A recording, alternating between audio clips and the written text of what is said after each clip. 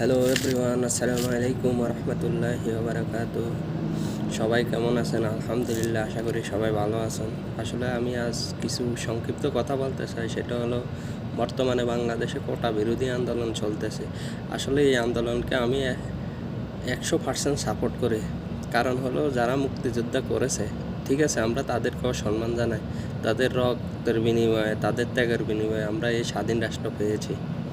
তো আমি শুধু একটা কথা বলবো, তাদেরকে রাষ্ট্রের পক্ষ থেকে যে ভাতা দেওয়া হয় এটা চালু রাখেন, ঠিক আছে। এই কোটা কথাটা বাদ দেন।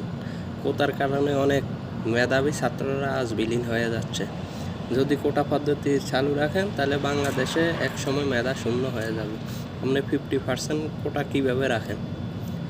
18 কোটি দেশের জনগণে আপনি কীভাবে 50% কোটা রাখেন? তো আপনি এগুলো বাদ দেন, বাংলাদেশে মেধার ভিত্তিতে, যোগ্যতার ভিত্তিতে নিয়োগ দেন চাকরিতে।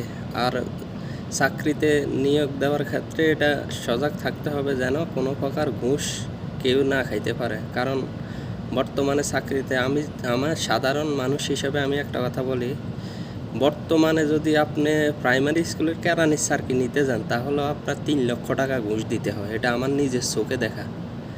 প্রাইমারি স্কুলের দপ্তরি তো যদি একদম দপ্তরি বেতন 5,000 টাকা, ওই 3 লাখ টাকা দিয়ে সে ঘুষ দিয়ে ঢুকতে হয়, তাহলে কিভাবে এই দেশ চলবে? তো এগুলোর বিরুদ্ধে সরকারকে সবসময় সজাগ থাকতে হবে। বাংলাদেশের গোয়েন্দা সংস্থাকে এটার দিকে নজর দিতে হবে।